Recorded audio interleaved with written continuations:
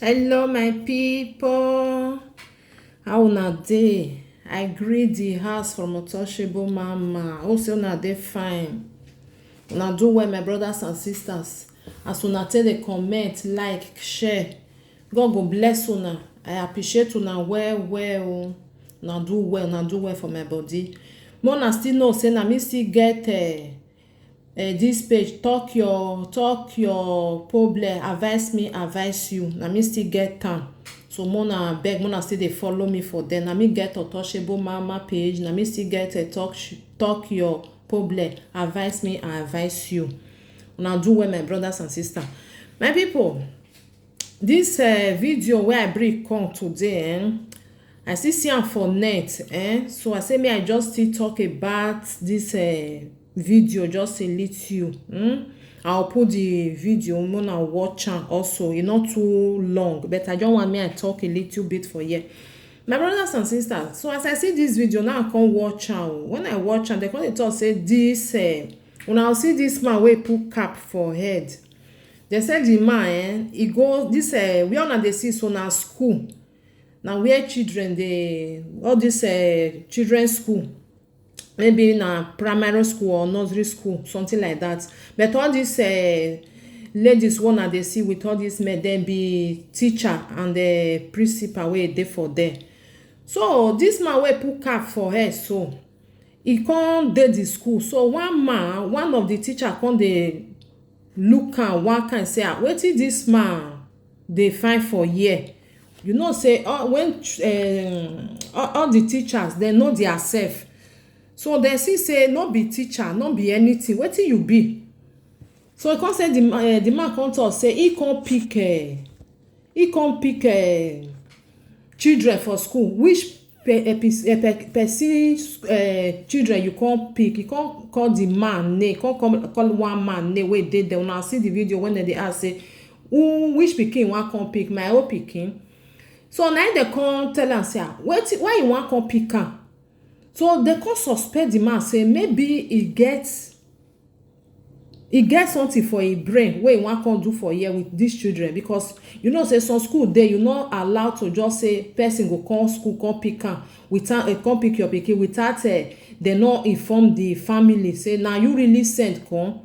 Some school be like that. Why some school they not even dey care if you just say you come pick so person. For them, make you just give them name, dem go call the person come say person your family send person come make come pick you. Just give the pikin to that person go comot.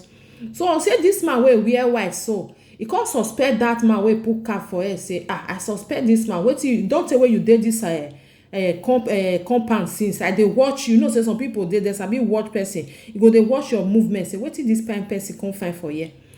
So now they come hold am, they come call that the person wey call him name say the man wey get the children. They come call am. Now the man come call the school, come dey ask them. Now make them gather for here. So the man wey call him name, he come call police. Say make police come, make them come arrest this man because he not send anybody. So from there they go ask wetin make am come school say he wan come pick those children because nobody send am. The family no send am.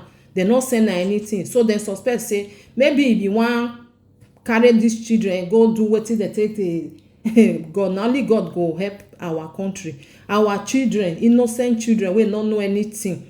Maybe the school wey go na nursery school, small pikin no understand, go dey be God.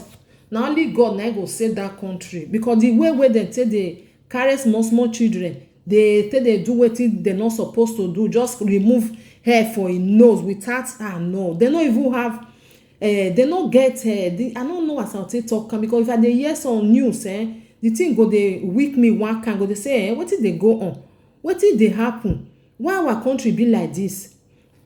Na be that one my brothers and sisters.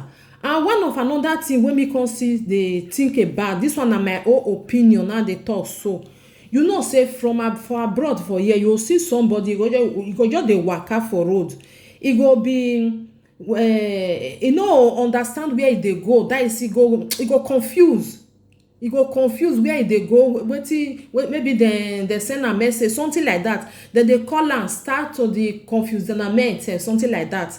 They will say this person dey confused for brain. e dey happen. Just that if e happen for our country, we go say na those people wey dey collect pikin na dem be.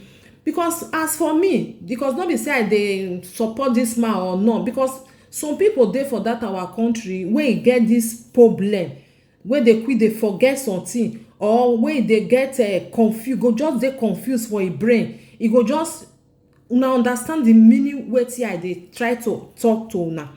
Because as this man be, me I dey look am say person wey dey confused really. Because some people dey go dey confused, e no know wetin e dey do, no know where e dey even dey go sef, e get problem. Then later when dem go find out, dem come see say this man no well, e no well. And one thing wey pay me for this video, if una watch am well, una see the ogbalegbe wey dem call come, make come put anchor for this man hand. E give am slap for face, which is very bad. You no suppose to do am.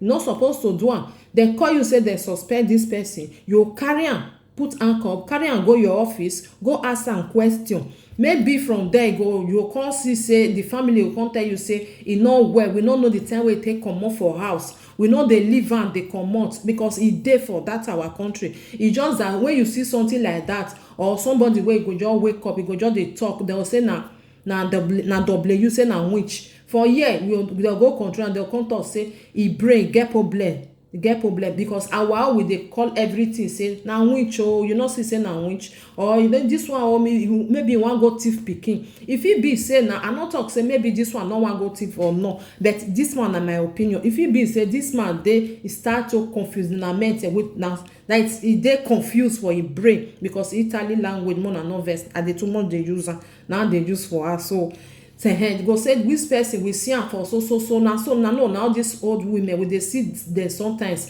dem just dey waka for wetin we dey call am autostrada, wetin dem dey call am this super express road. You just see, and there you no suppose to waka follow them.